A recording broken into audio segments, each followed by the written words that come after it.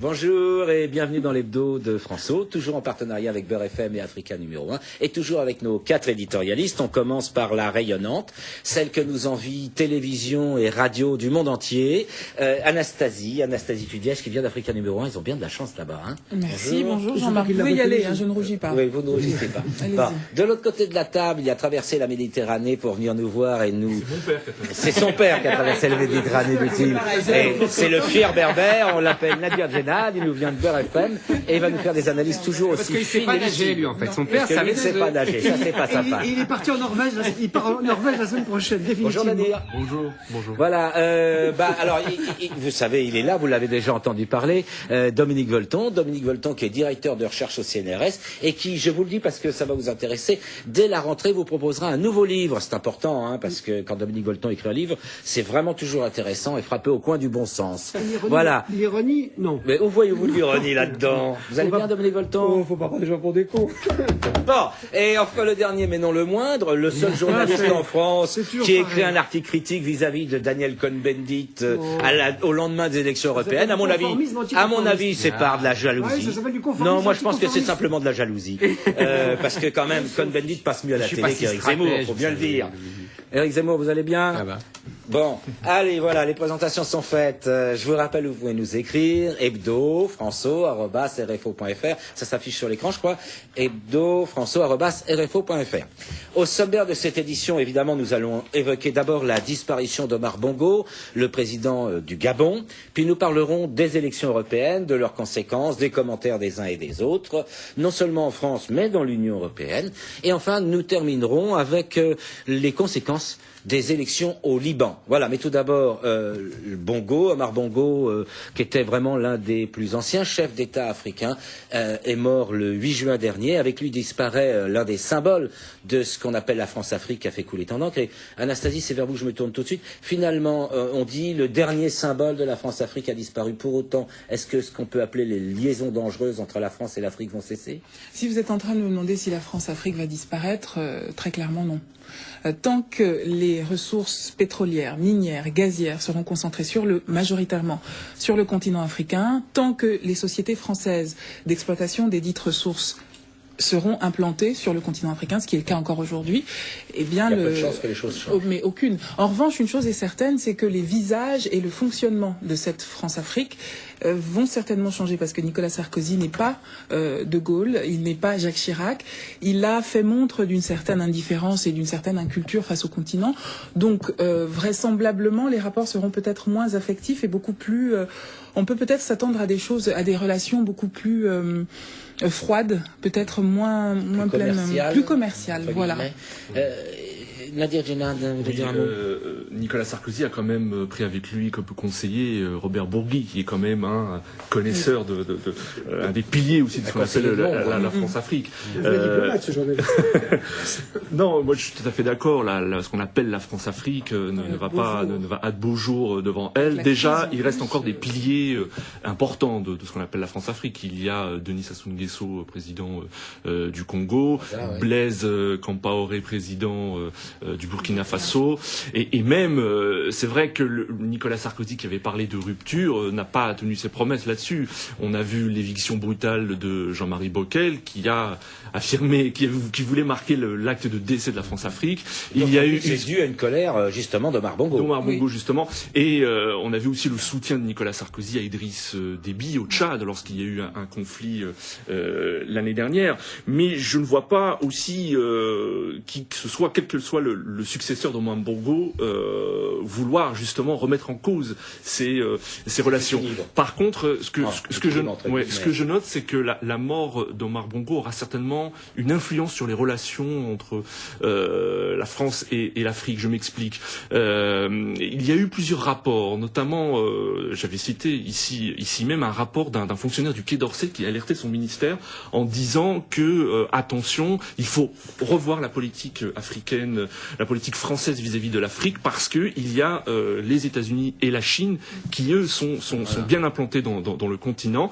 Rappelez-vous également lors de la crise ivoirienne en 2002, lorsqu'il y a eu des attaques contre les Français, contre plusieurs ressortissants français, l'influence française déjà avait été mise à mal à ce moment-là déjà. Alors justement, Éric Zemmour, je vous laisse la parole. Après, j'aurai une petite question à vous poser. Allez. Non, mais je voulais simplement prolonger la discussion, parce que effectivement, Sarkozy n'est pas le général de Gaulle, mais les nouveaux chefs d'État non plus africains ne sont pas ne sont pas les anciens. On sort pas des indépendances. Voilà. Donc et pas manifestement, Bongo, ce qui était intéressant chez lui, comme chez d'autres, comme Houphouët-Boigny, comme tous ces gens-là, en fait, ils étaient français.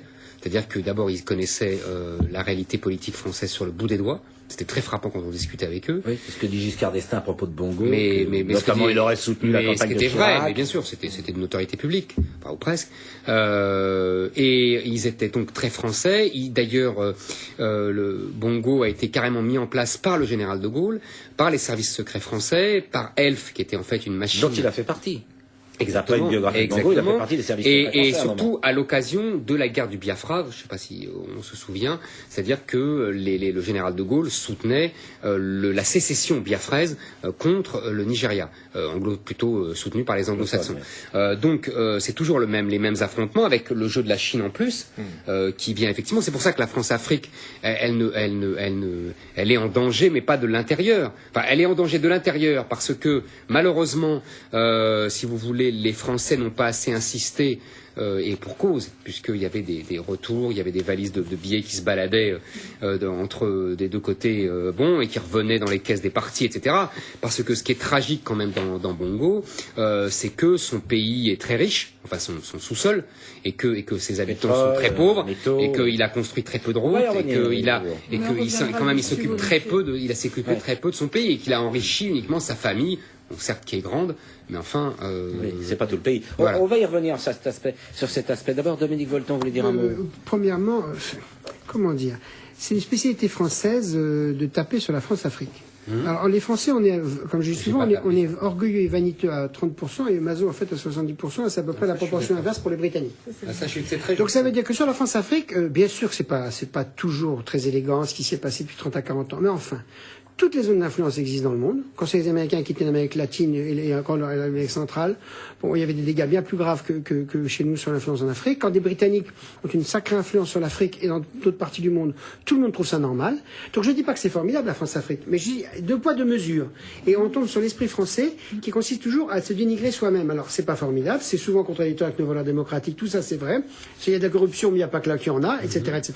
Donc j'ai envie de dire relativisons. Et on ne peut pas à la fois dire mais c'est un véritable scandale la France-Afrique et être scandalisé de l'influence croissante des Américains ou des Chinois en Afrique. Il faut choisir. Sinon on s'en va, c'est d'autres à notre place. Donc j'ai envie de dire en termes de géopolitique, il faudrait qu'on sorte d'une espèce de naïveté qui consiste à considérer qu'on est vraiment tous des pourris alors que les autres font pas mieux que nous parfois.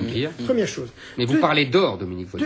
Deuxième chose, comment dire, et qui est la plus importante, c'est que c'est vrai que ces dirigeants qui ne sont pas forcément les pères fondateurs, c'est plutôt les successeurs, c'est pas des modèles de démocratie, c'est plutôt des modèles d'inégalité économique et sociale. Mais j'ai envie de dire, il y a quand même plus de 50 ans d'indépendance et on peut pas imputer aux relations simplement de Paris, ces chefs de gouvernement, le fait qu'il n'y a pas eu de démocratisation, de lutte pour l'égalité. Autrement dit, un jour, il faudra bien poser la question de la responsabilité des élites de ces pays.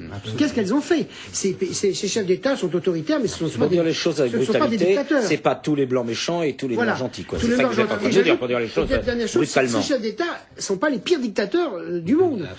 C'est des régimes autoritaires, de la plutocratie, enfin des choses qui existent dans plein d'endroits du monde. Et donc, je trouve que des fois, il y a une forme de racisme, c'est ça que je veux dire, implicite sur l'Afrique, de la manière dont on caricature ces chefs d'État, en ne voyant pas que finalement, on fait souvent pire ailleurs. Ça ne veut pas dire qu'on n'aurait pas eu raison de temps en temps de condamner, mais je trouve que entre le masochisme français et l'espèce de racisme implicite sur les rois nègres, parce que c'est ça l'expression qu'on employait tout le temps, je trouve qu'il faudrait regarder à deux fois et balayer un peu devant notre pote. Et dernière chose, pour dire là-dessus, il est probable paradoxalement que c'est les limites de ce jeu France-Afrique qui n'est plus du tout ce qu'il était dans les années 70, va en fait, paradoxalement, comme souvent dans l'histoire, être un accélérateur de conscience critique dans ces pays-là, et faire que finalement les dirigeants de demain En tout cas, c'est la responsabilité de leur pays. Ils seront obligés de dire, bon, on va être obligé d'échapper. Mais la caricature de Bongo, telle qu'elle est faite, c'est pas M. Bongo, moi, je connaissais pas le président Bongo. Mais je sais aussi que sur un certain nombre de présidents d'Afrique actuellement, les choses sont pas toutes nettes, c'est le moins qu'on puisse dire. Mais elles sont pas toutes nettes ailleurs aussi. Il y a même des Français en France, hein. On est tout à fait d'accord. On va y revenir là encore. Mais j'ai envie de dire, attention à cette espèce d'unanimisme qui, je trouve, est un peu trouble. Voilà. Je voudrais rebondir sur ce que disait Dominique Volton. Vraisemblablement, oui, mais pas que. Enfin, là, moi, je voulais vraiment rebondir sur ce que disait Dominique Volton en comparant la France aux missions américaines et voire anglo-saxonnes. La différence, c'est que ces nations-là, ces pays-là, les anglo-saxons, ne se posent pas en pays des droits de l'homme, en nation civilisatrice. Ce qui n'est pas le cas des Français. Les Américains. On va laisser finir. Les Américains, mais dès le départ, mais les Américains aussi. En arrivant, sont censés apporter la civilisation. Mais oui, mais les Américains mais aussi. oui, mais ils s'assument. Les Français, non. Bah si. Voilà, non. Les Français beaucoup aussi, moins, ils disent beaucoup moins. qu'ils sont là, ils apportent la je peux dire un mot civilisation. là-dessus. Les Américains aussi, Est-ce partout. que vous voulez avoir la gentillesse les machos, est-ce que vous voulez avoir la gentillesse de laisser finir Anastasie une seconde et ensuite je vais donner la parole à chacun d'entre vous. La grandeur Anastasie, vous voulez terminer. Non, véritablement, les Américains et les anglo-saxons de façon générale, quand ils sont dans un rapport comme ça de force avec les pays africains, ne sont pas du tout dans nous sommes là pour civiliser, on est là pour faire du business, les choses sont claires. En France, le business n'est jamais mis en avant, c'est toujours on est là vers nos amis, on est dans l'affect constamment. Donc voilà, il y a un peu dans quelques l'hypocrisie. mais totalement. Très légèrement. Totalement. Alors attendez. Qui vous l'a donné la parole? Vite. Alors d'abord à Dominique Volton. Vite. Non, mais vite, pour Et parce qu'on est ensuite, Nadir plusieurs à vouloir Djenad. intervenir, c'est pour ça. Allez. Celui-là, c'est au nom des droits de l'homme, de la démocratie, que les États-Unis ont été au Vietnam, ils sont en Irak, ils sont en Afghanistan. Donc, par conséquent, les Britanniques, les Français et les Américains, je sais plus, on a un fond commun qui est les droits de l'homme et la démocratie. Je suis tout à fait d'accord avec vous, on le met pas en avant de la même manière. Et la spécificité du modèle colonial français, c'est qu'il a constamment mêlé intérêts économiques et projets politiques de civilisation. Bon, avec les maximums de contradictions et aussi d'intérêts, parce qu'il faudra un jour examiner un peu honnêtement l'ensemble du bilan. Mais je suis d'accord que les Américains et les Britanniques, ils ont un œil droit sur les droits de l'homme et la démocratie et l'autre sur le business. Et nous, on essaie constamment de concilier les deux. Et c'est vrai qu'on n'y arrive pas bien et on est les premiers Résultat, on a un à strabisme s'autocritiquer. Voilà. Alors, chronique. et deuxième chose que je veux dire, que j'ai oublié de dire tout à l'heure qui est important, c'est que ces chefs d'État, et pas seulement les chefs d'État, les élites de ces pays, moi je connais pas toute l'Afrique, loin de là, mais je voyage quand même pas mal, y compris sur l'Afrique dite anglaise. Il y a, la différence sur l'Afrique anglaise et l'Afrique française, pour aller vite, puisqu'on disait comme ça autrefois, c'est qu'il y a quand même un amour et de la haine, mais il y a quand même de l'amour vis-à-vis de la France, alors qu'il n'y a pas la même chose vis-à-vis des autres territoires. Parce que dès le départ, les choses n'ont pas été posées Voilà. de la même Et c'est ça on la n'est force pas et les là faiblesses. dans une espèce de... Mais je suis tout à fait Vous d'accord. dites que la France a encore une aura dans Bien certains sûr. pays d'Afrique de l'Ouest. Qu'elle est aimée. Bien sûr. Et bien sûr. Elle fait en sorte que vous avez cette quand aura même perdure. l'investissement, la diplomatie française dans les centres culturels, dans ce qu'on appelle la politique culturelle. C'est peut-être lié à la langue, Dominique. Non, bien, je vous rappelle le premier continent au monde francophone, et ça va être encore plus vrai dans les 50 ans qui viennent, c'est l'Afrique, d'une part. D'autre part, c'est l'Afrique pour toutes les richesses naturelles, c'est exceptionnel. C'est l'Afrique un jour pour l'intelligence, parce que c'est un continent d'une intelligence exceptionnelle. Donc il y a une espèce de creux de vague là. Mais c'est vrai que la France continue à y investir beaucoup. Et en termes de géopolitique et même d'ère culturelle et d'influence des civilisations, moi je fais partie de ceux, au-delà de la francophonie, qui considèrent que bien sûr il faut faire du ménage démocratique, apurer les affaires, etc. Mais que les relations de l'Afrique et de l'Europe sont des relations extrêmement puissantes, où l'Europe s'est beaucoup servie, bon, mais que dans un rééquilibre des continents, les relations sont d'une force inouïe, particulièrement avec la France, la Grande-Bretagne, les Portugais et les Portugais. renforcera ses liens. Alors, Oui. Et pardon, n'oublions on va pas les laisser Portugais. Anastasie parce que je suis pas sûr qu'on entende. Et je pense que la crise renforcera ses liens. La crise, Oui. Ah, mais bien sûr, la crise économique. Ah, mais parce qu'il y a des liens solidaires. Il y a des liens solidaires. Alors, pas de solidarité et d'économie. Oui. Une solidarité économique, si j'ose dire. C'est-à-dire pas je une retire le mot solidarité morale. solidarité. Oui, vous enlevez Économique, bon. Alors, Effectivement, moi, Nadir. pour prolonger la discussion et ce que disait Anastasie, c'est clair que maintenant Nicolas Sarkozy, si vous voulez, a mis en place une espèce de France-Afrique décomplexée. D'ailleurs, c'est le terme qui a été employé par plusieurs ONG qui, après la tournée de Avec Nicolas Sarkozy, Sarkozy, tout est décomplexé. et après la tournée de Nicolas Sarkozy récemment en Afrique centrale, avait justement mis en avant plus les intérêts économiques que la question des droits de l'homme.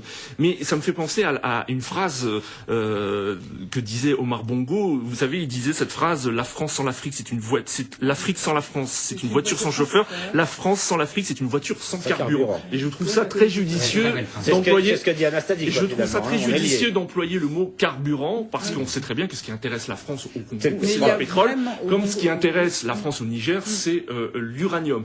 Donc là, la question, la mission de civilisation de la France, là, est mise de côté, je pense, et c'est plus maintenant l'intérêt économique, et surtout en ces temps de crise économique Mais oui, on fait mondiale. tout. Là, Voilà. je suis On a d'accord. fait les deux, mais- Je suis d'accord avec Dominique.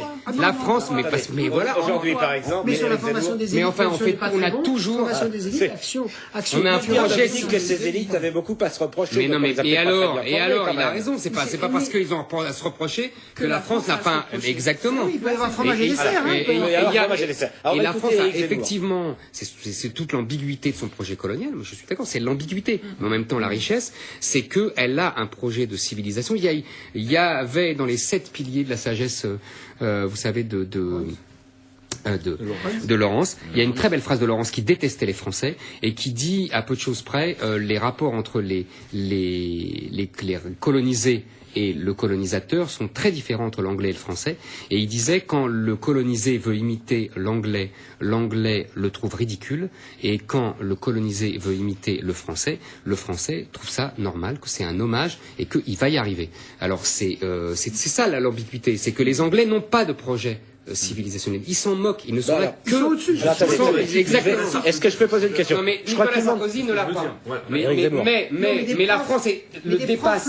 Même des entreprises. Vu le temps qu'il passe en Afrique. Oui, mais D'ailleurs, non, mais- rappelez-vous cette Non, tournée mais ça, a été c'est- expédiée. C'est un mépris Nadir, culturel. Nadir, C'est un non, mépris mais culturel, c'est autre chose. S'il vous plaît. Moi, je S'il crois vous que plaît. la France, les présidents de la République, je crois, alors c'est un avis personnel, je pense que ils sont malgré eux l'incarnation de l'histoire de leur pays. C'est-à-dire qu'ils incarnent quelque chose malgré eux. Et Sarkozy, malgré lui, incarne Sera bien ce obligé. rapport, voilà, Ça ce fait Est rapport obligé de à passer l'Afrique. par le Voilà. chemin. Un jour, il Alors- fera un autre discours sur le Dakar. Exactement. Voilà. Mais Je comprends. même celui de Dakar est plus... Bon, on peut Alors, parler. on va finir par une dernière question sur le sujet, parce que tout à l'heure, on comprend bien que Dominique Volton ne dit pas que la France-Afrique c'est bien, on a bien compris, mais qu'en même temps, il faudrait peut-être, etc. Est-ce qu'on n'est pas en train de confondre deux choses, et c'est peut-être ça le problème, la francophonie et la France-Afrique? Je veux dire, la France-Afrique, pour beaucoup de gens, c'est un système de réseau, de corruption, Opaque. opaque, secret. mise en place par notamment d'accord. Monsieur Focard. Donc, si vous voulez, il faudrait peut-être pas, il faudrait pour le téléspectateur peut-être distinguer l'Afrique francophone et la France-Afrique avec les intérêts et les gens qui en tirent intérêt, qui sont peu nombreux Je vais répondre à finalement. votre question. Il y a 3 problèmes de nature différente. Il y a la Franco-Afrique politique, dont on suppose, on surestime les côtés secrets, corruption, valise, enfin, il y a une espèce de roman il y a un roman photo de la France à l'Afrique là-dessus, c'est la dimension politique. Je dis pas qu'il n'y a pas eu de temps en temps des valises qu'il y en a pas avant. On ne faut pas exagérer. Rappelez-vous la tragédie qui s'est passée sur Giscard d'Estaing, quand une des raisons de sa chute, tout de même, c'était de croire qu'il était corrompu pour des histoires Avec de les diamants de C'est Bokassa. une horreur. Tout était faux, mais c'était le Tout fantasme. était faux. Alors, écoutez, quand même, on le sait maintenant. C'était un complot politique comme il y en a partout dans la politique, et on a dit, et c'était tragique. Disons peut-être qu'on Vous ne avez prête raison, qu'aux riches. Il n'empêche que Il est tombé là-dessus. Vous avez raison. Bien sûr, il est mais les tombé pays africains financent et Mais ont bien financé sûr. beaucoup de Mais- partis. de campagnes mais électorales. bien sûr, mais le proche, attendez, vous voulez Voilà. qu'on parle du Proche et du Moyen-Orient? Vous voulez qu'on Non, parle non, mais je suis des d'accord. Émirats, Ah de non, je l'Arabie suis Saoudite d'accord, vous avec avez les tout à fait États-Unis? raison. D'accord, Donc, mais on alors, est ce que je sur veux la dire par là. France-Afrique. Ah mais vous avez raison. Bon, ce que je veux dire par là, c'est que nous, bêtement, Pas de problème. au lieu de dire, bah tiens, c'est un phénomène mondial qu'il faudra réguler, mille fois d'accord, la corruption, etc., on le zoome sur l'Afrique, alors qu'en fait, ça existe partout dans le monde. C'est pas mieux, mais on n'est pas les seuls. Deuxième chose, sur le plan économique. Moi, je pense que c'est plutôt une bonne chose qu'il n'y ait pas que de la Franco-Afrique politique, et qu'on soit passé sur un plan de coopération, domination, appelons ça comme on veut, sur un certain nombre de pays, parce que ça fait partie de l'étape suivante, c'est en fait, l'Afrique est rentrée dans la mondialisation, et mieux vaut que ce soit l'Europe qui soit là, plutôt que forcément les Chinois, d'autant que les réactions contre les Qu'est-ce Chinois qui vous permet vont de être très trouver violentes. ça Pour une raison très simple. Ce que vous disent tous les dirigeants africains quand vous discutez avec eux, mais alors, c'est que les Britanniques, les Espagnols, les Portugais, les Français, ils ont tous les défauts du monde, mais ils ont au moins une culture, un intérêt, une sympathie pour les civilisations des sociétés africaines. Mais c'est peut-être Quand vous- justement ça Attendez, le quand- problème de et la quand vous arrivez, c'est quand vous, oui, mais intérêt. attendez, quand vous voyez l'hostilité qui est en train de monter en Afrique contre la manière dont les Chinois font des affaires, les Chinois font exactement des affaires de logique ghetto, ils arrivent, ils vivent entre eux, ils ne prennent aucun contact avec la population, Les Blancs, c'est ça. ils le prennent pour une Les Blancs, c'est exploitation. la même chose, bien sûr. Non, que c'est- ils le prennent pour une Il y a des exploitation. quartiers blancs dans Oui, toutes les Bien sûr, capitales. bien sûr. Ah, Alors, attendez, Mais les Blancs ne sont pas les bienvenus. Est-ce qu'on va laisser, Ah oui, est-ce qu'on va laisser finir une fois Deuxième encore, chose, Dominique, je pense que l'économie, je voudrais c'était poser une autre mieux. question. Je pense que Allons-y. l'économie, c'est d'une certaine manière mieux avec toutes les inégalités économiques mondiales, on est d'accord. Et la troisième dimension qui subsiste quand même un peu pour l'Angleterre, pour la Grande-Bretagne, pour le Portugal et pour la France et pour l'Espagne, sur l'Afrique, c'est la dimension culturelle sur laquelle s'accroche la francophonie. Mais c'est 3 plans différents. Mais ce qui fait la complexité de l'Afrique et je trouve l'intérêt de relations de l'Europe et de l'Afrique, c'est qu'il y a toujours ces mélanges. Vaut mieux un maître européen qu'un maître chinois. Bien sûr. Jamais de la vie. Parce qu'il y a la culture et la civilisation. Jamais de la vie. Non, mais j'ai employé le terme brutalement. J'ai employé le terme avec brutalité, volontairement, sans souci de provocation, mais sans souci de provocation. On s'est compris. Oui, mais on a tous compris. Évidemment, il y a des rapports de force, il y a des zones d'influence. Dominique a raison Il y a là-dessus. de la culture, il y a de l'histoire. Si vous laissez la fameuse phrase de Senghor, le colonisateur nous a laissé un trésor, sa langue. Une langue, au départ, je prends l'exemple de la langue. Au départ, une langue, c'est toujours un impérialisme. Toujours. Toutes les langues du monde. Et après, ça devient un facteur de coopération et de Et ça n'est culture. pas le cas. Alors, voilà, on va laisser la parole à Nathalie, s'il vous plaît. n'existe que dans le jour de la fête de la francophonie. Non, Mais on laisse si, finir. en Afrique, Laissez parler à non, mais Nathalie, je vous en justement, prie. l'Organisation internationale de la francophonie, ça, tout c'est ce qui notre peut, problème. mais tout ce qui peut Veuillez laisser toucher parler à à Nathalie. en quoi qu'est-ce que la francophonie rapporte à l'Afrique? Dites-le moi, vous qui êtes là autour de Je vous explique. rien. Bon, j'en sais rien. Rien, C'est pas vrai. en revanche, Laissez-la parler. Voulez-vous laisser finir à Anastasie? On ne parlait pas français, le français serait quasiment une langue morte. Mais pas du Parler uniquement par les Français. Mais si. Peut-être par le Canada Je ne conteste pas, mais là, francophone. sur la francophonie, ça fait que 7 ans que j'ai écrit que 4 livres là-dessus. Je peux vous répondre 2 mots. Ça fait que 33 ans que je parle français. D'accord. Alors, on est au Congo. Attendez, en Afrique, Excusez-moi. si en Afrique on parle pas en français, on parlera anglais de toute façon et un petit peu portugais. On est d'accord. Oui, alors attendez. peut-être que Sur le la nouveau colonisé a francophonie- le droit de choisir Mais bien la sûr. langue dans Attendez, laquelle vous il savez, s'exprime. attendez. Mais Peut-être c'est que pas, c'est ça. moi, je n'appellerai jamais je n'appellerai jamais une puissance économique dominante le maître. Parce que l'économie, c'est trop étroit. peut-être une réalité Non. La domination économique, c'est pas la même chose qu'une maîtrise. Faut pas exagérer. C'est une domination. Faut appeler un chat un chat. Mais non. Un maître, c'est quelqu'un qu'on peut critiquer. Si vous dites la maîtrise, bon. Alors, je reviens sur l'essentiel. Ok. La francophonie ne dépend pas. J'ai dit que le continent africain est le principal continent francophone et le sera plus. Parce que c'est un choix des populations. Mais même si vous retirez l'Afrique, dans les 250 millions de francophones dans le monde, la francophonie existe en dehors de l'Afrique. Mais Elle existera, mais Attendez, elle sera elle existe, mais tellement elle existe en Afrique centrale, importante. attendez, elle existe en Europe centrale orientale, elle existe en Asie, elle existe en Amérique latine. La demande de français, comparer. vous permettez, la Mais c'est demande pas de français, comparable. j'ai fait. La mondialisation depuis 30 ans est hyper favorable à l'anglais. Ce qui est intéressant d'observer, c'est que vous avez un retour des langues qui ont été les grandes langues qui ont traversé les continents, l'espagnol évidemment sur l'Amérique latine et qui grignote, et le français qui était complètement en perte de vitesse, les apprenants, ce qu'on appelle les apprenants français, c'est en train de repartir partout dans le monde, alors même qu'on n'a pas de bonne Notamment en Asie. situation. Et Notamment notamment en en Asie, en Amérique latine. Au Proche et au Moyen-Orient et en Asie. Donc, si vous voulez, moi, je pense que l'Afrique francophone, c'est une chance inouïe. Vous avez 2 Afriques francophones. Mais pour va qui continuer. Mais pour vous. Mais jamais de la vie. Mais quoi? Mais ça se sait parce que depuis c'est- des Bah, années, laissez depuis parler. des décennies. Mais pour les Et on autres peut Africains, rien Veuillez faire, laisser en parler à Afrique. Nathalie, s'il vous Mais plaît. qu'est-ce que ça a apporté à Mais ça vous l'Afrique? apporte une Rien capacité du tout. de vous insérer dans la Dans le mondialisation. monde, c'est bien ce que Bien je dis. sûr. Bah, absolument. Voilà. Si, Évidemment, Même chose pour absolument l'Afrique anglaise. Hein, Mais même bien chose pour sûr. l'Afrique anglaise. La langue du colonisateur a permis à l'Afrique de rentrer dans le monde. Bien sûr. C'est une Et évidence. c'est la même chose pour le portugais ou l'anglais. Est-ce qu'on pourrait pas dire, bon, la langue du colonisateur a Ouais. permis aux Africains de rentrer dans le monde. Mais oui. sûr. Bah Éric Zemmour, c'est pas plutôt leurs ressources naturelles et leur richesse Mais pas du naturelle. tout. Mais ça- Non, je pose la Pas du question. tout. Mais enfin, il y a toujours les deux, c'est toujours lié. Bien Il y a sûr. toujours des rapports de domination et il y a toujours une utilité C'est à la la autour de colonisation. cette table, à Mais part attendez, Anastasie, tout le monde quand pense les Gaulois- qu'il est naturel ou Non, mais logique Jean-Marc. qu'il y ait un dominateur et des Évidemment, dominés, c'est quoi, la vie. en Afrique, actuellement. Attends, Dominique. Non, mais je vous pose la Jean-Marc, question. Jean-Marc. J'essaie de comprendre. Quand les Gaulois, qui parlent gaulois, ils apprennent à parler le latin sous la colonisation romaine. Eh ben, ils rentrent dans le monde. Ils rentrent dans le moule romain. Ça leur fait une Ouais, émancipation. Mare Et donc, ça lui Nostrum, fait une même. Ça s'appelle même Mare Nostrum. Ça lui Ça fait fait une l'émancipation. ça lui fait exactement, ça leur fait une tragique, il y a un prix émancipation tragique culturelle. à Ils payer, sont mais- peut-être massacrés, on prend leur culture, d'accord, on leur impose un modèle, on leur impose une langue, mais il n'empêche qu'ils rentrent Et dans aujourd'hui, une Dire il situation entre dans le monde, c'est pas un dans le jugement monde, moral. Ça veut dire Si, la c'était langue. vrai en Afrique aussi. Mais On si, parle mais- français en mais Afrique, bah on alors, consomme mais français, alors et ça ne fait pas mais avancer c'est pas la vrai. vraie. Mais jamais c'est de la pas vraie. vrai. Je pense qu'il faut écouter ce que... Attendez, s'il vous plaît. Mais c'est pas vrai, Mais en quoi concrètement en C'est quoi la même chose pour l'anglais ou le portugais. Hein, Non, mais là, on 50 parle du ans. français. Oui, mais ça Dites-moi fait la en quoi raison. le Je vais vous fait que expliquer. en France, Ben, je vous ai- Anastasie. en Mais Afrique, faut on parle voir- français, faut ça veut commencer dire que il y a ça passe à 50 Ça veut dire que pour les faut voir comment entrepreneurs, c'était S'il vous plaît. Écoutez-moi un instant. Écoutez-moi un instant, vous êtes trois à parler en même temps, pardon, parce que vous êtes passionné, c'est très bien, mais Oui, parce que la question c'est posée par Anastasie, c'est de dire à quoi ça sert le Pourquoi français la France et la pour les francophonie Africains. servent Elle a bien à précisé la pour les Réunion. Africains. Parce que de Alors, l'Afrique à la réponds. France, on comprend Je vous très réponds, bien. et ma réponse en 20 secondes, elle s'applique automatiquement à l'Afrique lusophone comme à l'Afrique anglophone. C'est quand vous pratiquez en dehors des langues maternelles qui sont fondamentales à préserver, ça, moi je suis à fond pour les Et langues qui ne maternelles. le sont pas. Bien sûr, mais c'est pas de la faute de la France, c'est de la faute Mais des c'est- patrons. mais c'est Vous permettez?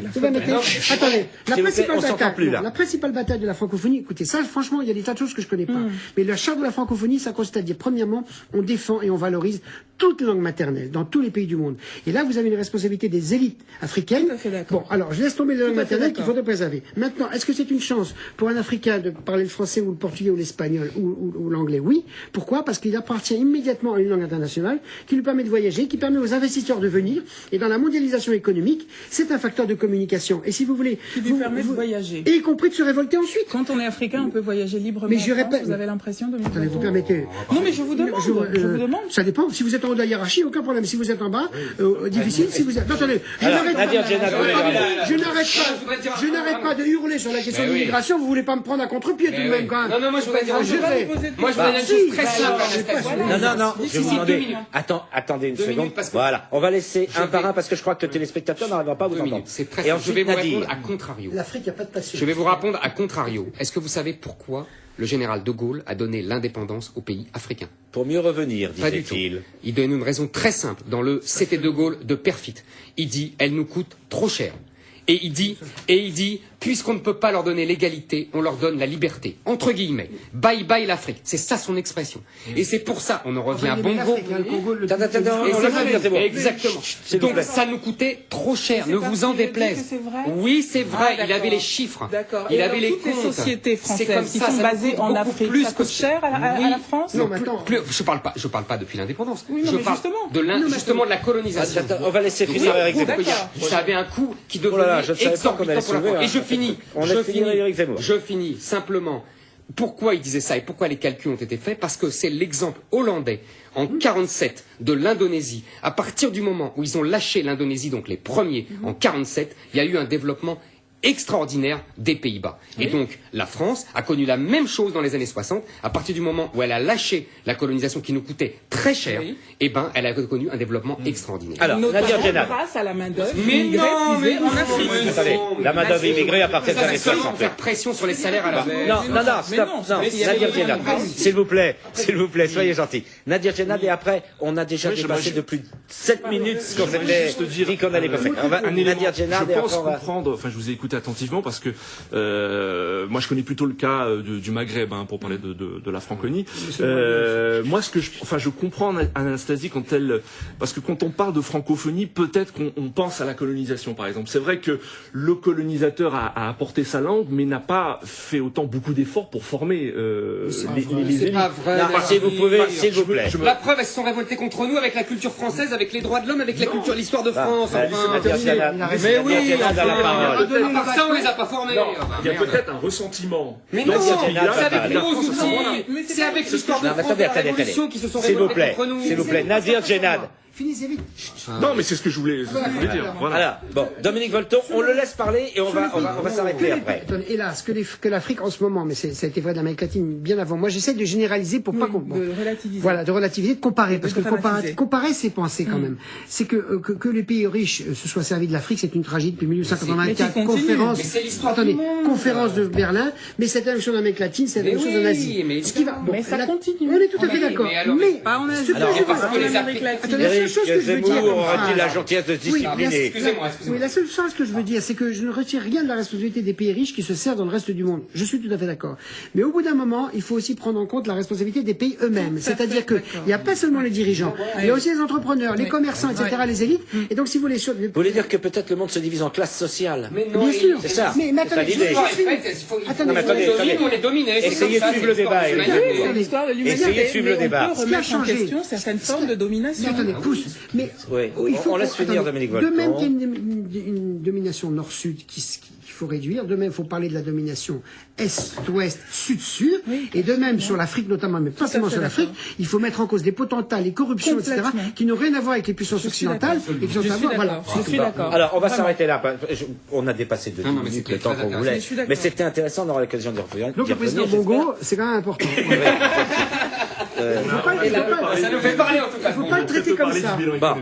Oui, mais ça, On l'a dit que c'était on a dit que c'était tragique. On l'a dit que c'était Éric Zemmour, je crois, l'a dit. je l'ai dit, absolument. Je pense que tout le monde Cela partage dit, ce je pense sentiment. qu'il faut quand même Tout le monde partage ce je sentiment. relativiserai quand même parce que quand on parle d'un pays d'Afrique, enfin d'un pays de façon générale, il faut aussi comparer aux autres pays. C'est-à-dire qu'au Gabon, les enseignants sont payés. Il y a très peu d'habitants Vous voyez au Gabon, très, faut dire. mais il n'en reste pas Non, mais moins c'est quand même- qui sont quand même payés régulièrement. Il y a Moi, un je suis minimum. congolaise et dans mon pays, les enseignants attendent leur salaire depuis des années. Au Gabon, ça n'existe pas ça. Et c'est grâce à ça notamment aussi Il a que tenu Omar 41 ans Bongo a pour pu se vérifier maintenir, comme ça. parce que évidemment, et les Gabonais sont très fiers de se comparer aux autres peuples limitrophes, aux deux Congos, et la situation n'a strictement rien à voir. Vous verrez très peu d'immigrés gabonais en France, parce qu'ils y Ils vivent sont pas nombreux, plutôt 3 bien. millions. Oui, mais bon, mais quand même besoin Enfin, non, mais cette précision, Gabonais ne trouvent cette pas précision est forcément Alors, ils sont dans importante. les élites. Bon. Ils sont dans de les élites. vivre ailleurs que dans. Ils viennent en France en vacances, les Gabonais. Ils ne viennent pas nécessairement pour travailler, s'y comme installer. Bon, on va quitter le Gabon, on va quitter l'Afrique, on va revenir On dans peut y notre revenir, vieille parce que Europe. c'est important en Afrique. On va y revenir, bien sûr, c'est important. Bien sûr, c'est important. On va revenir sur notre vieille Europe, le vieux continent. Moi, j'ai lu cette semaine, comme vous, je suppose, bien que je sais que Dominique Bolton aime pas beaucoup que je lise mes confrères journalistes, j'ai lu quand même de nombreux commentaires sur les élections européennes. Mais je vais lire tous les livres de Dominique Bolton, comme ça au moins je lirai autre chose. Et finalement, je me suis aperçu que mes confrères faisaient beaucoup de commentaires, mais qu'il y en avait très très peu sur le grand vainqueur de l'élection, que j'appellerais l'abstentionniste, qui a quand même représenté 60% quasiment en France et dans l'Union européenne quasiment la même chose pour ces élections. On fait des commentaires sur le résultat de telle liste, mais on ne parle pas beaucoup de l'abstention. Comment vous interprétez, vous, Nadir Djenad, ce désintérêt du citoyen ? Il faut rappeler tout d'abord que le taux d'abstention n'a pas cessé d'augmenter depuis l'instauration du vote au suffrage universel lors des élections européennes en 1979. Cela montre un désintérêt croissant des électeurs face à une institution qu'ils peinent à comprendre et qu'ils jugent éloignée de leurs préoccupations. Ça a été dit. J'expliquerai moi cette abstention. Il y a plusieurs raisons, mais je pense qu'il y a aussi le fait qu'il n'y avait pas d'enjeu européen clair. Dans le sens, par exemple, on votait pas pour le choix du président de la Commission européenne. On sait que le président... On sait qu'on avait voté pour ou contre Barroso, le président de la Commission européenne est choisi par les chefs d'État et de gouvernement. Ensuite, le vote est soumis au Parlement. Ce que je veux dire, c'est que c'est l'expression, l'abstention, c'est l'expression d'un désenchantement vis-à-vis d'une institution où tout se passe en haut, finalement. Voilà. Alors, deuxièmement... Le citoyen ne peut pas saisir les choses. Exactement. Deuxièmement, c'est vrai qu'il y a un scepticisme qui s'explique par le fait que les gens ne sont pas allés voter, mais aussi que dans certains pays, les gens ont choisi de voter pour des partis eurosceptiques. Par exemple, en Grande-Bretagne, il y a un parti qui a réalisé un très bon score, qui justement prônait le retrait de la Grande-Bretagne de l'Union européenne. Moi, ce qui m'inquiète, je suis pas très inquiet de l'abstention. Pourquoi ? Parce que, par exemple, en France, on sait que les électeurs savent se mobiliser. Lors des dernières présidentielles, on a vu. Moi, ce que je trouve inquiétant, par contre, c'est que les élections européennes sont souvent favorables aux partis d'extrême droite, ou qu'on appelle la droite extrême. Par exemple, dans certains pays... Pas en France cette fois. Pas en France cette fois, oui, tout à fait. Aux Pays-Bas, c'est le cas. Ah bah oui. Aux Pays-Bas, le parti entre guillemets de la liberté de Geert Wilders a progressé. C'est un parti, on le rappelle, ouvertement islamophobe. En Slovaquie et en Hongrie, des partis d'extrême droite ont aussi une forte progression. Et ces deux partis, moi, ce qui m'a choqué, c'est ils ont fait leur campagne sur un seul thème. Les Tziganes sont responsables de tous les maux de l'Europe. Voilà. En Grande-Bretagne. Pas en Hollande. Pas en Hollande, en Slovaquie et en Hongrie. Oui, c'est il y en a. Voilà. Non, en Grande-Bretagne, et ça choque aussi les Britanniques, le British National Party a aussi fait son entrée au Parlement européen. Dire que le British National Party, c'est un c'est vieux un parti d'extrême droite. Un parti d'extrême droite, fasciste, qui a été créé dans les années 30, qui a changé un petit peu sur la forme. Moi, c'est ce que je retiens, ce qui m'inquiète le plus. C'est cette poussée d'extrême droite. Alors, on va donner la parole à Éric Zemmour. Mais Dominique a préparez vos arguments.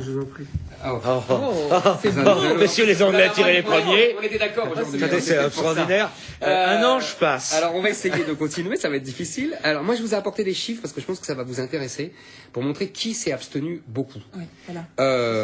Les 70% des 18-25 ans, 72% des 25-34 ans, 69% des ouvriers, 66% des employés et 77% des artisans, commerçants, petits patrons. Donc, en fait, qui s'est abstenu le plus? Les C'est couches ceux, populaires et jeunes. oui, qui avaient voté non. J'oublie les jeunes. Je parle le social. Je parle des couches populaires et petits patrons, c'est-à-dire c'est la France du non de 2005 et de 1992 d'ailleurs, les deux référendums. Donc en fait, il faut bien voir ça. Premièrement. Deuxièmement, je pense que et c'est une de mes convictions ici, je pense que l'Europe a servi depuis longtemps, depuis en tout cas 20 ans, aux élites pour se débarrasser de l'électorat populaire et du peuple, entre guillemets. Et là... Vous voulez dire pour prendre des décisions? Oui, absolument. Prendre des décisions sans tenir compte exactement, de la démocratie. Populaire.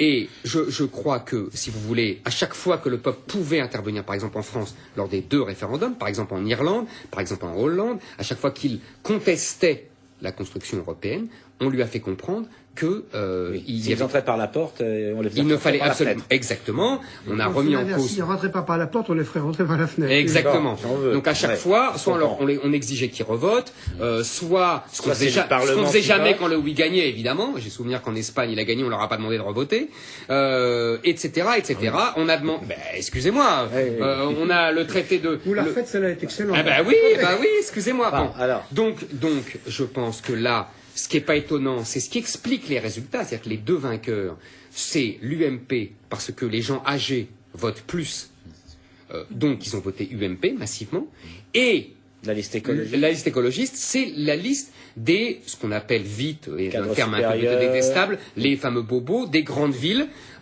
qui hésitent, qui sont très volatiles, qui hésitent entre le PS, les Verts et le MoDem, et qui au dernier moment ont basculé sur les Verts grâce à Voilà la campagne. Voilà, c'est tout là. Bon, Parce que je me la permets prochaine de fois, la l'analyse que je Surface me va permets l'engager de. comme analyste. Il va être engagé par la Non, Surface. parce que si jamais vous n'avez pas de Non, travail, parce pour que proposer ça, hein. c'est pas gentil. Allez. Je vais dire là, justement, c'est pas. Bon, c'est pas que- nouveau ça, Dominique. Non, Allez, non. on vous écoute. Je ne parle pas des désaccords de fond que je peux avoir avec Zemmour de temps en temps. Je parle là que ce sont des explications qui n'expliquent rien. C'est exactement alors, typiquement le cas des sondeurs. tautologique, on dit. C'est-à-dire, non. C'est-à-dire, après l'événement, les gens sont excellents pour dire des choses qui sont déjà dans ce qui est donné dans l'événement. L'important, c'est d'expliquer, et c'est très compliqué de comprendre le vote européen. Donc moi, je serais beaucoup plus prudent dans les explications. Ce qui est vrai, c'est que les gens n'ont pas voté, ni les milieux populaires. Alors moi, je veux dire des choses plutôt. Sur le constat, vous êtes d'accord? C'est peut-être sur Non, les causes. moi je veux dire des choses beaucoup plus positives. Premièrement, j'ai détesté dans cette campagne, comme la précédente, ce que les médias et les journalistes et les élites n'ont cessé de dire. C'est inadmissible, les gens ne s'intéressent pas à l'Europe, il faut qu'ils aient voté. L'abstention est un acte politique. Ils ont dit non en n'y allant pas. Absolument. Et on trouve en bonne partie les jeunes, et c'est normal qu'un jeune ne comprenne pas l'aventure politique européenne parce qu'on n'est pas capable de lui expliquer.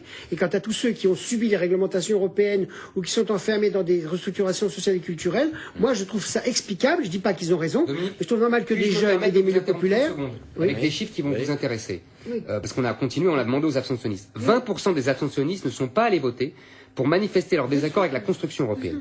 22% parce qu'ils ne voyaient pas de différence entre les différents partis, enfin les différents programmes, et 36% parce que ces élections n'avaient aucun impact sur la situation en France. Mais Voilà. tout ça, ça va dans mon sens, c'est-à-dire que si vous voulez. Donc c'est un acte politique. C'est un acte mais moi je et suis donc- d'accord, c'est ce que j'ai bien voulu sûr. expliquer. Vous avez vu, donc- j'ai ouvert ce thème en disant, c'est quand même curieux. Les commentateurs ont très peu parlé de la Si, ils n'ont pas cessé de condamner. Après, ils dans n'ont pas les cessé de résultats. condamner l'abstention Voilà. sans vouloir comprendre que l'abstention. on est Bon, d'accord premièrement, là-dessus. deuxièmement, Je crois qu'on est tous d'accord deuxièmement, sur on ce en a point. beaucoup parlé de l'Europe, mine de rien. Les médias ont bien fait leur travail, les politiques ont bien fait leur travail. Et je trouve que cette campagne est une campagne normale. Simplement, c'est monstrueusement compliqué de comprendre l'Europe. Et je trouve que, paradoxalement, cette campagne, où il n'y avait pas d'enjeu explicite, elle a quand même tiré les gens vers l'idée que c'est quand même important. Deuxième chose que je voudrais dire, c'est un tel défi, cette Europe. et on est tellement dedans. Parce que quand vous dites, quand ils ont voté non, c'est la panique, on les a fait voter. Oui, mais moi j'ai une explication positive pour ça. C'est que les Européens sont partis depuis 46-47 dans une folie historique qui est incroyable, que moi j'admire. C'est, est-ce qu'on va être capable de dépasser Noël et de faire quelque chose? Et du coup, implicitement, même les anti-européens savent qu'on ne pourra plus revenir en arrière.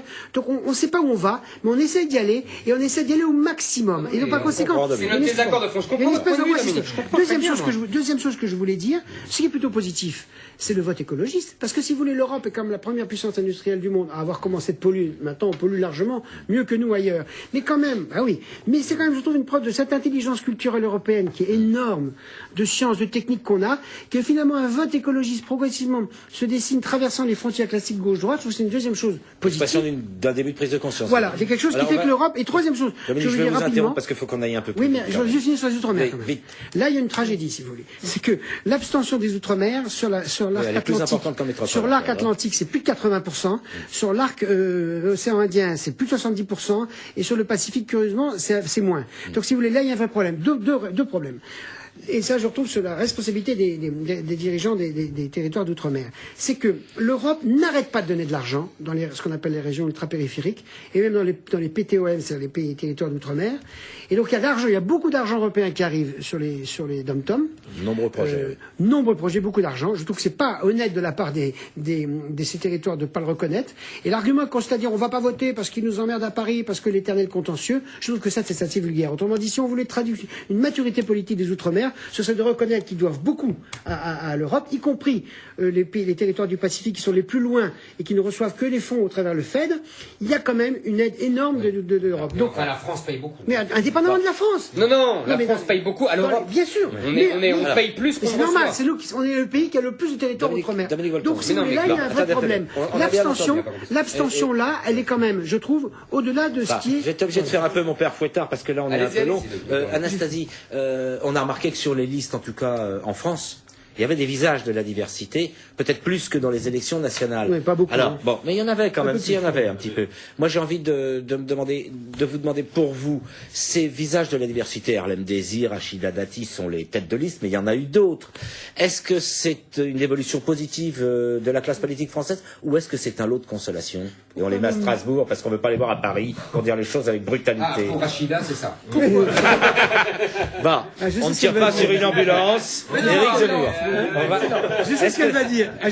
Laissez la vérité. Pourquoi vous me demandez ça à moi? Pourquoi pas? Très bonne question. Est-ce que vous êtes blanche? C'était une très bonne question parce que vous auriez dû me poser la question à moi et moi je vous aurais dit je m'en fous. Mais vous êtes Voilà, lui il s'en fout. Voilà. Je ne répondrai pas ça. Soit noir, jaune, l'important c'est leur position politique. Stop. On va aller un peu plus loin. Complètement. Il est blanc, un peu basané, mais pas Est-ce que presque je peux blanc. dire une chose à Éric Zemmour, si vous m'écoutez tous? Éric Zemmour, la discipline est le ferment des nations. Est-ce que vous voudriez vous autodiscipliner et laisser parler Anastasie Tudièche? Je ne dirais pas je m'en fous. Je dirais qu'il y a un paradoxe de la diversité dans ces élections européennes, c'est que les figures que vous avez citées, Rachida Dati, il y en a d'autres. oui, ou Harlem Désir, ont été absorbés par leur propre starisation et finalement n'ont pas tiré leur parti hors de l'ombre et n'ont pas permis On a oublié que c'était la parti diversité. Complètement. Au même En titre revanche, que Cohn-Bendit, dont il y a 40 ans, certains parlaient de juifs allemands. En revanche, j'ai pu... Ça, c'est très bien. Et ça, c'est Très bien. étonnant. S'il y en a encore qui le C'est disent. étonnant. Très bien. S'il vous plaît. Donc ça, c'est une chose, oui, Tout le c'est monde peut-être trouve que ça, c'est plus à positif. mettre d'un point de vue positif. Ils sont des politiques comme les autres et pas, voilà. De l'autre, j'ai noté qu'il y a quand même des outsiders issus de la diversité qui, eux, ont porté les projets. Oui, qui, eux, se sont exprimés sur ce sujet. Absolument. Je pense à cette jeune beurette, pardon de l'expression, j'aime pas beaucoup, une jeune femme d'origine algérienne. Voilà. Une jeune femme une Française d'origine algérienne qui a 30 ans et qui était 4e sur la liste des Verts en Île-de-France et voilà, qui se retrouve députée. Qui se retrouve députée à Strasbourg. Et je suis pas du tout d'accord pour dire que c'est un lot de consolation. Je trouve ça assez insultant pour ces personnes-là. Parce que c'est un vrai combat. Vous savez, quand on est issu de la diversité, comme on dit, expression que je n'aime pas, donc je n'emploie pas. Quand on vient d'ailleurs, qu'on est français d'ailleurs, oser s'affirmer, se lever et se dire, moi aussi, je vais porter les valeurs françaises et encore plus loin en Europe, C'est déjà pas donc dire que les voix Je parlais de la classe représentées comme politique française, quoi. Oui, mais Nadir, on peut pas parler d'autres il nous reste à peine constellations. 10 minutes C'est un vrai combat. d'émission. C'est un vrai Non, mais il n'a combat. pas parlé, Nadir. Il n'a pas parlé. Nadir, on va laisser parler. Merci de me le rappeler, Dominique. Ce qu'on constate, c'est qu'il y a 8 eurodéputés. Non, pas d'aparté. Nadir, Bon, il a ne vous fini. laissez pas impressionner par les deux. Bon, les deux requins, là. Juste un constat. Ouais. Il y a 8 eurodéputés élus qui sont issus de la diversité. Il y a 72 Moi, la France. En France. Est-ce qu'on peut constater 8 eurodéputés français, c'est ça? Exactement. Issus de la diversité. Issus de la diversité qui ont été élus. Donc c'est un peu plus de 10%. Voilà.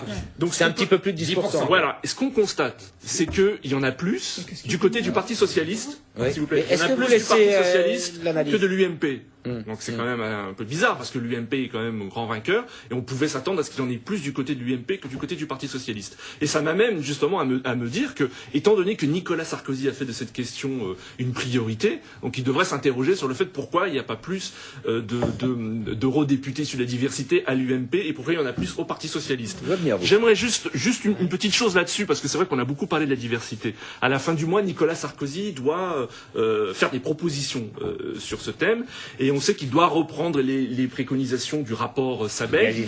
Et dans ce rapport Sabeg, concernant la classe politique, ce rapport préconise des sanctions contre les partis politiques qui ne font pas assez d'efforts concernant la diversité. Alors, C'est pas si mal, très vite et ensuite Eric Zemmour. Mais qu'est-ce qu'il demande?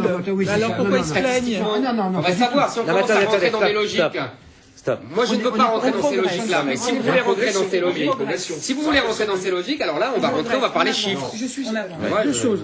Il faut rappeler On va donner la parole à Dominique Volton, à condition qu'il nous la rende rapidement. Bien sûr, on a 736 députés au Parlement européen, il faut le rappeler, et 72 Français.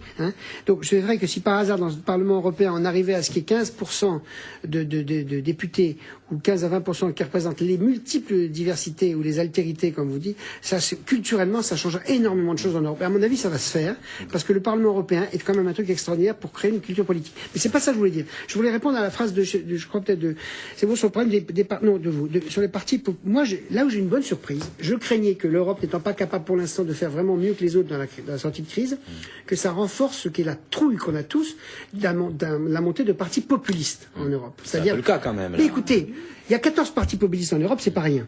Mais pour l'instant, ces élections ne leur ont pas donné ce qu'on aurait pu supposer avec la crise, la bureaucratie, l'insupportabilité de l'arrogance de Bruxelles et compagnie. Curieusement, ça renforce les Verts, ça renforce un petit peu dans certains endroits le parti néo-fasciste espagnol, britannique. D'accord. Mais si vous voulez, et les Pays-Bas, mais vous dites c'est contenu dans des limites, c'est ça. Et alors même que l'Europe a du mal à être démocratique, qu'elle est très aristocratique, qu'elle est très hautaine. Donc si vous voulez, j'aurais pensé qu'il aurait pu avoir à l'occasion de ça plus d'hostilité. C'est l'abstention. C'est l'abstention. Peut-être que les réserves de voix de ces gens-là se trouvent peut-être dans l'abstention. Anastasie, il faut vraiment qu'on avance très vite maintenant. Dominique Volton disait tout à l'heure que comparer ses pensées. En termes de diversité, je voulais juste dire que la France n'est pas le seul pays, c'est peut-être même pas le mauvais élève de l'Europe en termes de représentativité de la diversité. Elle est peut-être même un peu au-dessus des autres. Un peu au-dessus, puisque 2% des parlementaires sont d'origine de minorités ethniques européennes, pour dire les choses, vivant en Europe, et alors que 5% de la population l'est. Donc le 8% dont parle, le presque 10% dont parle Nadir Djenad ne nous place pas pour une fois au dernier rang. Non mais c'est pour replacer les choses. Il faut le dire. Alors, il nous reste, écoutez, on va essayer de se dépêcher parce qu'il nous reste à peine 5 minutes d'émission, un tout petit peu plus de 5 minutes, pardon, pour qu'on parle du Liban. Alors, moi je voudrais dire aux téléspectateurs, pour dire la vérité, qu'on est vendredi, donc on ne parlera pas d'Iran. On ne parlera pas d'Iran parce qu'on est en train de voter aujourd'hui, au moment où on enregistre l'émission. Mais justement, en parlant du Liban, est-ce qu'on ne parle pas de l'Iran? Je m'explique. Est-ce que le résultat auquel on ne s'attendait pas tant que cela, qui fait que la majorité gouvernementale sortante, anti-syrienne, pour reprendre l'expression des journaux, au Liban, reste majoritaire, alors qu'on craignait beaucoup le Hezbollah, parce qu'il y a une coalition du 14 mars et une de 4 mars, pour qu'on comprenne bien. Du 8 mars, pardon. Il y a un général libanais dont j'ai lu la phrase dans la presse qui résume assez bien la situation. Il parle du Hezbollah et de ses alliés, ils ont les armes, nous avons la légalité, dit ce général. c'est une situation qui est cause de calme ou de désordre, d'après vous, Nadir? Alors, ça peut tourner à l'affrontement ou non? Je vais essayer d'être bref. Tout d'abord, après tout ce qu'a vécu le Liban depuis 2005, c'est-à-dire les assassinats politiques, crise institutionnelle, impossibilité pendant plusieurs mois d'élire un président, affrontement entre militants du Hezbollah et pro-majorité, affrontement également entre l'armée libanaise et des militants palestiniens et libanais dans le camp de Nar el-Bared dans le sud du Liban. Après tout cela, ces élections sont une victoire de la démocratie. Ces élections se sont déroulées dans le calme. Les vaincus, le Hezbollah et ses alliés, ont accepté le résultat. Maintenant, le problème qui se pose, c'est que la majorité dite du 14 mars, qui a été soutenue par les pays occidentaux et l'Arabie Saoudite notamment, ne peut pas gouverner seule. C'est-à-dire, même si elle a une légitimité, elle doit gouverner. Enfin, elle doit gouverner. Elle ne peut gouverner autrement qu'avec une partie de l'opposition. Elle peut obliger, elle doit gouverner avec l'opposition. Parce que c'est ce qu'a dit Jean-Marc. Oui. Ils ont les armes. Non mais attendez. Non, pas seulement. Exactement. Si. Oui. Il y a aussi un problème entre chiites et sunnites, un équilibre. C'est complexe, il faut quand même expliquer. Parce qu'il faut respecter. C'est très complexe. Il faut expliquer les choses. Donc, ce que je veux dire, c'est que maintenant le principal défi de la majorité, c'est la place de l'opposition, c'est-à-dire du Hezbollah dans le futur gouvernement. Ce qu'il y a, c'est que dans la précédente législature, le Hezbollah bénéficiait de deux privilèges, c'est-à-dire le tiers de blocage, c'est-à-dire qu'elle pouvait bloquer une minorité de blocage. Voilà, une minorité de blocage, et l'autre, c'est la question des armes. Dans la question qui va se poser, est-ce que la nouvelle majorité va reconduire ces deux avantages dans le nouveau gouvernement, tout en sachant que cette majorité pro-occidentale veut se réconcilier avec Israël. Et on se souvient que le Hezbollah avait eu le droit de porter des armes après l'intervention militaire israélienne en juillet 2006. Elle avait pris le droit. Alors, Dominique Volton, essayez d'être plus bref que Nadir. Il nous reste 3 minutes d'émission. Très court. Mais Nadir est toujours trop long. C'est monstrueusement compliqué le Liban, donc évitons de projeter nos Nadir schémas. a bien expliqué les choses. Non, parce que quand vous avez dit tout à l'heure, Iran, n'est-ce pas la même chose que le Liban? On sait les connexions qu'il y a. Mais il y a des connexions. Oui, mais c'est pas parce qu'il y a des connexions. Tout le problème du Liban, c'est que c'est tellement compliqué qu'on n'arrête pas de faire des intentations plus paranoïaques les unes que les autres. Oui, le Hezbollah, c'est une connexion avec l'Iran, mais on ne sait pas à quel moment. Un, c'est une victoire politique démocratique. Deux, c'est, à mon avis, le Hezbollah fait en bonne partie de l'identité politique, mais il n'est pas le seul. Et voilà, ce que je veux dire, le Liban reste un lieu de lecture extraordinaire des rapports entre l'Est et l'Ouest, l'Orient et l'Occident. C'est-à-dire, on ne peut pas ne pas s'intéresser à ce que représentent les enjeux politiques au Liban, mais évitons simplement les simplismes et les mécaniques paranoïaques qui consistent à dire, puisque Dupont est avec Durand, que Martin est avec Durand, à ce moment-là, les syllogismes sont très dangereux dans ce pays. Voilà, c'est tout ce que je veux dire. Reste ma question fondamentale. Une victoire de la démocratie, dit tout le monde, mais l'avenir, comment il se dessine, Éric Zemmour?